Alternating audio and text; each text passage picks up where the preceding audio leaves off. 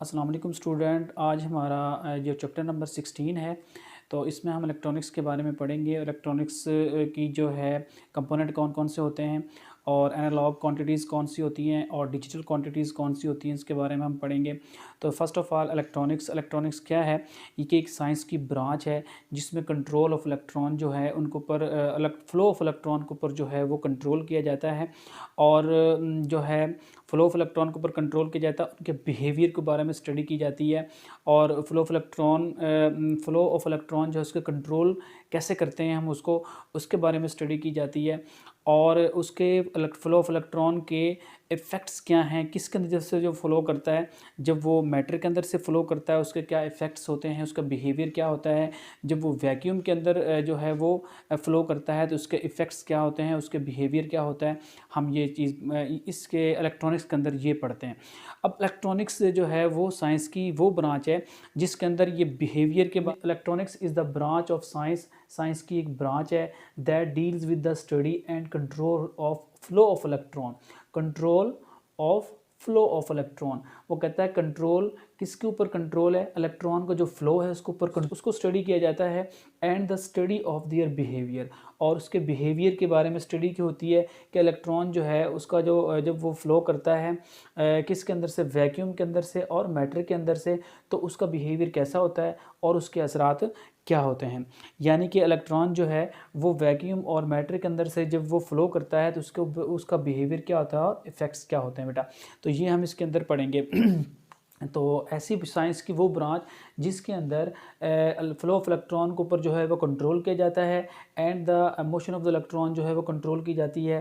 क्योंकि कहीं हमने करंट रेटिंग जो होती है, करंट जो होता है, इलेक्ट्रिसिटी जो होती है, वो कहीं हमें उसकी ज़्यादा ज़रूरत होती है, कहीं कम ज़रूरत होती है। तो हम उसको कम या ज़्यादा की जब ज़रूरत होती है तो उस मकसद को पूरा करने के लिए, इस पर्पज़ के लिए हम क्या करते हैं, हम इलेक्ट्रॉन के ऊपर कंट्रोल करते हैं। क्योंकि फ्लो ऑफ इलेक्ट्रॉन या फ्लो ऑफ चार्जेस क्या होता है बेटा, वो करंट होता है। तो हमें करंट जो है वो कम या ज़्यादा करना है तो हम किसके ऊपर कंट्रोल करना चाहते हैं, हम मोशन ऑफ द इलेक्ट्रॉन के ऊपर कंट्रोल कर लेते हैं।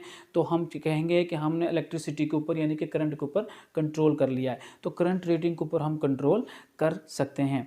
तो करंट रेटिंग को कंट्रोल करना जो है वो इसका मतलब ये हुआ कि हम फ्लो ऑफ इलेक्ट्रॉन को कंट्रोल करते हैं। तो मेन जो बेसिक पार्ट है, मेन बेसिक जो थिंग है इस इलेक्ट्रॉनिक्स के अंदर, वो क्या है, फ्लो ऑफ इलेक्ट्रॉन जो है उसको कंट्रोल करना है, उसकी स्टडी के बारे में।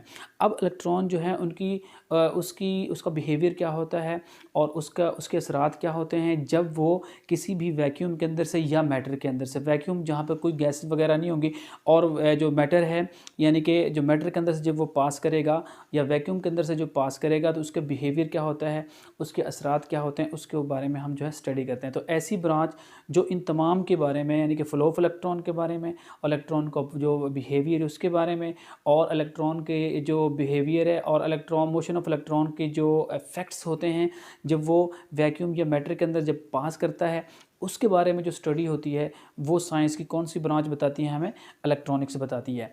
तो ये डेफिनेशन जो होगी हमारे पास। अब हम देखना चाहते हैं कि फ्लो ऑफ इलेक्ट्रॉन जो है उसको कंट्रोल करने के लिए कुछ चीज़ों की ज़रूरत पड़ेगी हमें। कहीं पे हमें जो है करंट जो है वो ज़्यादा करना है, कम करना है, तो ये एक चीज़ के एक कंपोनेंट इसके लिए इस्तेमाल नहीं होता, तो डिफरेंट कंपोनेंट्स इस्तेमाल, the components which are used in electronic devices, जो इलेक्ट्रॉनिक डिवाइसेस के अंदर क्या होते हैं, यूज़ होते हैं to control the flow of current. Current के जो फ्लो है उसको कंट्रोल करने के लिए आर कॉल्ड इलेक्ट्रॉनिक कंपोनेंट्स, उन्हें हम कहते हैं कि वो इलेक्ट्रॉनिक कंपोनेंट्स हैं।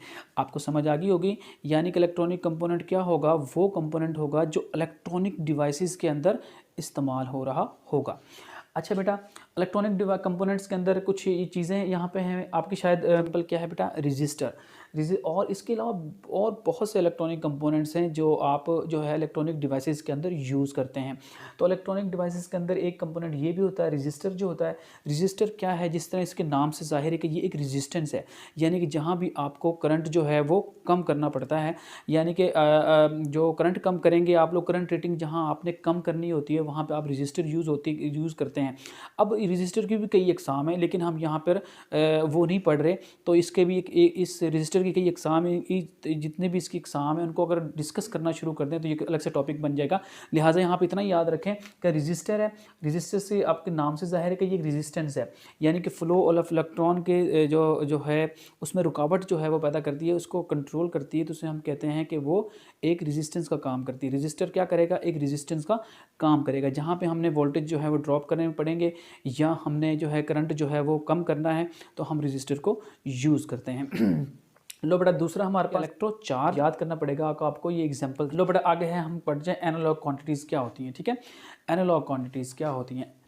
The quantities whose values vary, वो क्वांटिटीज़ जो होती हैं whose values vary continuously or remain constant are known as analogue quantities. वो कहता है ऐसी क्वांटिटीज़ जो वेरी करती हैं, ठीक है, या तो वो कांस्टेंट रहती हैं या वेरी करती हैं। वेरी कैसे करेंगी? वो कंटिन्यूसली वेरी करेंगे। ठीक है, जो आपकी बुक में डेफिनेशन है उसके हिसाब से मैंने लिखा है ये। द एनालॉग क्वांटिटीज़ कौन सी क्वांटिटीज़ होती हैं? The quantities whose values vary, यानी कि जो उनकी जो कीमतें होती हैं, उनकी जो वैल्यूज़ होती हैं वो चेंज हो जाती हैं कंटिन्यूसली, मुसलसल चेंज होती हैं या चेंज नहीं होती हैं, यानी कि रिमेन कांस्टेंट रहती हैं, are known as analogue quantities. उन्हें हम क्या कहते हैं कि वो एनालॉग क्वांटिटीज़ हैं। हमारे पास एनालॉग क्वांटिटीज़ की एग्जांपल हैं, टाइम है, प्रेशर है एंड टेम्परेचर है। यानी कि जब ये जो टेम्परेचर ऑफ द एयर है, एयर का जो टेम्परेचर जो होता है वो भी एक एनालॉग क्वांटिटी है। अब ये टाइम है, प्रेशर है, ये क्या है बेटा जी? ये भी एक एनालॉग क्वांटिटी है, टाइम और प्रेशर, यानी कि एक मुसलसल जो है ये चेंज होते हैं। अच्छा बेटा, अब यहाँ पर मैं अगर एग्जांपल दूँ, किसकी एग्जांपल है?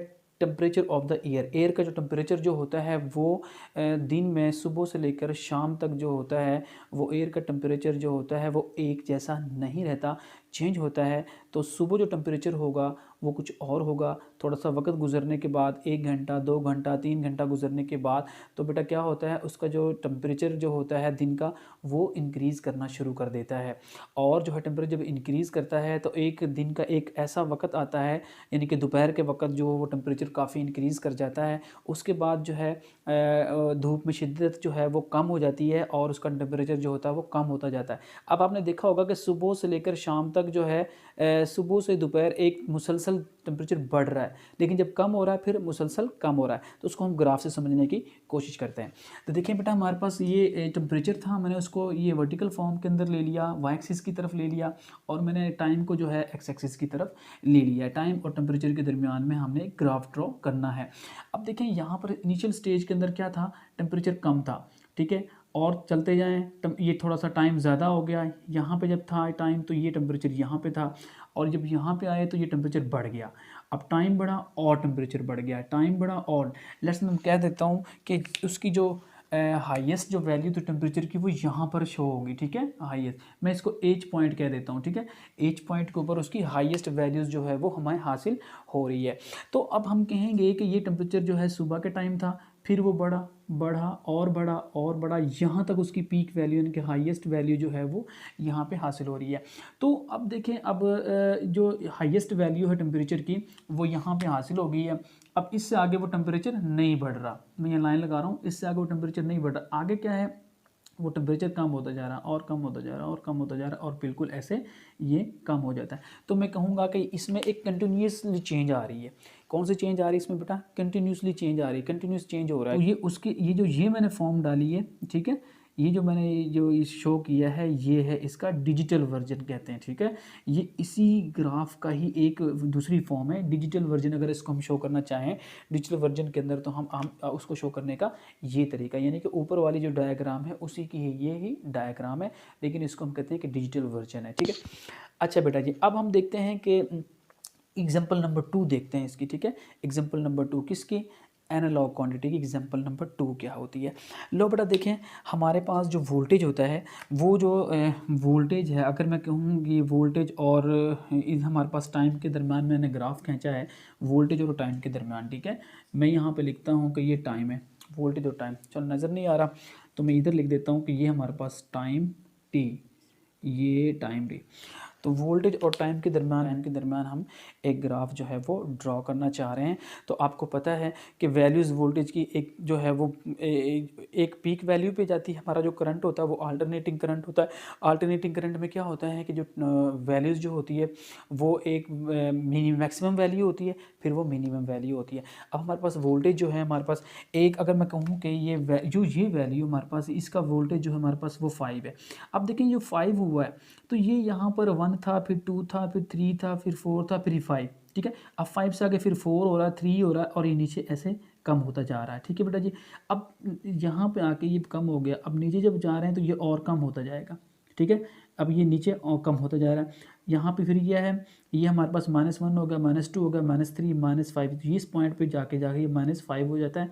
फिर आगे फिर कम होना शुरू हो जाता है, फिर ये बढ़ना शुरू हो जाता है। इस तरह से आके ये वैल्यूज़ ये बढ़ना शुरू, मतलब क्या है, -4, फिर -3, फिर -2, फिर -1 और फिर ये 0 हो गया। फिर 0 से 1 2 3 4, यानी कि अभी चेंज तो हो रहा है। यानी कि हम कहते हैं कि ये 0 से 5 तक चेंज तो हो रहा है, लेकिन कंटिन्यूस चेंज हो रहा है। 0 है, 1 है, 2 है, 3 है, 4 है, 5 है, फिर 5 से फिर दोबारा नीचे की तरफ आ रहा है। ठीक है, और वो कम हो रहा है, फिर वो कम होता जा रहा है। माइनस जो हमारे पास है 1 आएगा, -2 आएगा, -3 आएगा। -1 कैसे, ये देखो यहाँ पर -1 आएगा, -2, -3, -4, -5 यहाँ पे आएगा, फिर -4, -3, -2 और फिर ये -1 और ये 0, फिर यहाँ से फिर बढ़ना शुरू हो जाएगा। तो हम कह रहे हैं ये चेंज हो रहा है, लेकिन ये कंटिन्यूस चेंज हो रहा है, ऐसे नहीं हो रहा एक जो है एट अ टाइम ये एक जो है एकदम ये है 0 से, यानी कि ये 5 हो गया और 5 से 0 हो गया, ऐसा नहीं हो रहा, बल्कि ये इंक्रीज़ कर रहा है या डिक्रीज़ कर रहा है, लेकिन कंटिन्यूसली डिक्रीज़ या इंक्रीज़ कर रहा है। तो हम कहेंगे कि ये भी एक एनालॉग क्वांटिटी है, और एनालॉग जो है ये ग्राफ है टाइम और वी के दरमियान में। क्लियर बेटा जी। तो एनालॉग मिकदारें तो उनके बारे में बता दिया गया है, और आपके 2 एग्जांपल इसके बाद। अब हम पढ़ेंगे डिजिटल जो क्वांटिटीज़ वो कौन कौन सी होती हैं। डिजिटल क्वांटिटीज़ बेटा जी, the quantities whose values vary in non digital quantities बेटा क्या होती हैं, the quantities whose values vary change होती हैं, वेरी होती हैं इन नॉन कंटिन्यूस मैनर, यानी कि कोई कंटिन्यूस मैनर के अंदर चेंज नहीं होती। आर कॉल्ड डिजिटल क्वांटिटीज़, उसे हम डिजिटल क्वांटिटीज़ कहते हैं। मिसाल के तौर पर, यानी कि 0 वोल्ट से 5 जब वोल्ट होगा तो वो एकदम हो जाएगा, एक ही वक्त में हो जाएगा। ऐसा नहीं होगा 0 से 1 होगा, 2 होगा, 4 होगा, यानी कि 0 से 1 जो वैल्यू जो है मैक्सिमम वैल्यू फ़ौरन 5 हो जाएगी, और जो 5 से ड्रॉप करेगी वैल्यू वो 4 3 2 नहीं होगी, बल्कि जो है वो एक ही वक्त में वो 0 हो जाएगी। इनके 5 से 0 जो है वो हो जाएगी, 5 से 4 3 2 वगैरह, इस तरह से वैल्यूज़ कंटिन्यूस चेंज नहीं होंगी, बल्कि 5 से डायरेक्ट जो है वो वैल्यू 0 हो जाएगी। ऐसी क्वांटिटीज़ को हम कहते हैं कि वो डिजिटल क्वांटिटीज़ हैं, और उसको बाइनरी लैंग्वेज के अंदर जो है वो ज़ाहिर किया जाता है। और बाइनरी लैंग्वेज क्या है हमारे पास, वो 0 और 1 की लैंग्वेज होती है बेटा। कंप्यूटर जो पढ़ता है वो डिजिटल क्वांटिटीज़ को पढ़ता है, वो बाइनरी लैंग्वेज के अंदर वो उसको डिस्क्राइब करता है, उसको शो करता है। और बाइनरी लैंग्वेज का मतलब क्या है, 2 बाइनरी का मतलब 2 है, यानी कि 0 और 1 की लैंग्वेज में, यानी कि 1 को हम मैक्सिमम वैल्यूज़ शो कर देते हैं और 0 को हम मिनिमम वैल्यू से शो कर देते हैं।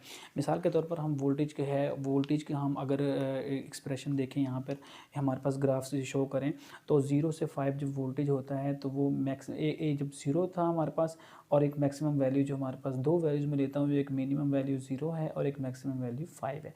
जब वो एक लम्हे के लिए जो है वो मैक्सिमम वैल्यू गेन करता है, मैक्सिमम वैल्यू हो जाती है किसी भी सर्किट के अंदर, तो हम कहेंगे कि वो 5 वोल्ट हो गया है। और कुछ देर के लिए वो रहता है, तो जैसे ही वो कुछ देर के लिए ये 5 वैल्यू रहती है, लेकिन जब वो ड्रॉप करता है तो वो 4 3 2 ऐसे ड्रॉप नहीं करता, बल्कि 5 से फ़ौरन वो 0 हो जाता है, डायरेक्ट जो है वो 0 हो जाता है। फिर वो मैक्सिमम वैल्यू 1 हो जाता है, 5 हो जाता है, फिर वो 0 हो जाता है, फिर 5 हो जाता है, 0। अब मैंने जो 1 1 ये शो किया, ये 5 को शो कर रहा है। तो ये कंप्यूटर जो है वो बाइनरी लैंग्वेज के अंदर जो है वो इसको ज़ाहिर कर रहा होता है, इसलिए हमने इसको जो है वो 1 के साथ शो हो गया। 1 का मतलब ये 5 वोल्ट ही है, ठीक है। तो 0 से मैक्सिमम वैल्यू 5 हो गई है, फिर यहाँ 0, फिर 5 हो गई है, फिर 0, यानी कि इसको 1 का मतलब क्या है, ये 5 मैक्सिमम वैल्यूज़ को शो करता है 1, और 0 मिनिमम वैल्यू को शो करता है। तो इसमें हमने क्या पढ़ा है कि डिजिटल क्वांटिटीज़ के अंदर कोई एक कंटिन्यूस चेंज नहीं आ रही। कंटिन्यूस चेंज का मतलब ये होगा कि 0 से 1 2 3 4 5 नहीं हो रहा, बल्कि 0 से डायरेक्ट 5 हो रहा है और 5 से डायरेक्ट 0 हो रहा है। इसे हम कहते हैं बेटा डिजिटल क्वांटिटीज़। इसके बाद बेटा है digital electronics, the branch of electronics which deals with the digital quantities are called digital electronics, और उसे हम डिजिटल इलेक्ट्रॉनिक्स कहते हैं। तो वो कहता है ऐसी ब्रांच इलेक्ट्रॉनिक्स की जो कि डिजिटल क्वांटिटीज़ को डिस्क्राइब करती है, उस ब्रांच को हम कहते हैं कि वो डिजिटल इलेक्ट्रॉनिक्स हैं। उसमें बहुत से जो इलेक्ट्रॉनिक डिवाइसेस आएंगे, तो ऐसे और वो जो डिवाइसेस होंगे वो डाटा को 0 और 1 की फॉर्म के अंदर जो है वो ज़ाहिर करते हैं, डिस्क्राइब करते हैं बाइनरी लैंग्वेज के अंदर। बाइनरी का मतलब 2 होता है, यानी कि कंप्यूटर हमारा है तो एक जो क्या करता है वो कि बाइनरी लैंग्वेज को समझता है और 0 और 1 की फॉर्म के अंदर वो अपने डाटा को स्टोर कर रहा होता है। इसी तरह बेटा है एनालॉग इलेक्ट्रॉनिक्स, वो ये भी एक ब्रांच है। The branch of electronics which deals with the analog quantities are called analog electronics. तो एनालॉग क्वांटिटीज़ को डिस्क्राइब करने के लिए जो इलेक्ट्रॉनिक डिवाइसेस इस्तेमाल होंगे, उन डिवाइसेस को और उस पूरी ब्रांच को हम कहेंगे एनालॉग इलेक्ट्रॉनिक्स कहेंगे, ठीक है बेटा। लोग इसके बाद बेटा है कुछ क्वांटिटीज़ को हम जो है एनालॉग से डिजिटल में कन्वर्ट करते हैं, एनालॉग सिग्नल से डिजिटल सिग्नल में कन्वर्ट करते हैं। 2 मार्क्स का ये क्वेश्चन पेपर में आ सकता है।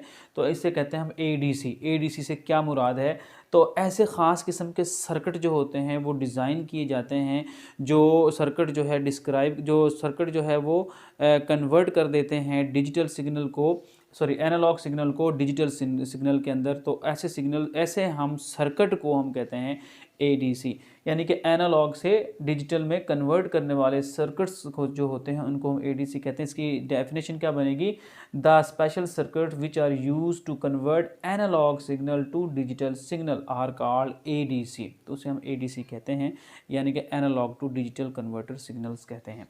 लो बेटा जी आगे हमारे पास है डीएसी, यानी डिजिटल टू एनालॉग कन्वर्टर। ये भी 2 मार्क्स का क्वेश्चन अक्सर आ जाता है पेपर में। तो ये स्पेशल सर्किट्स होते हैं जो कि डिजिटल सिग्नल को एनालॉग सिग्नल के अंदर जो है वो चेंज कर रहे होते हैं। तो special circuits which are use to convert the digital signal into analog signal are called DAC.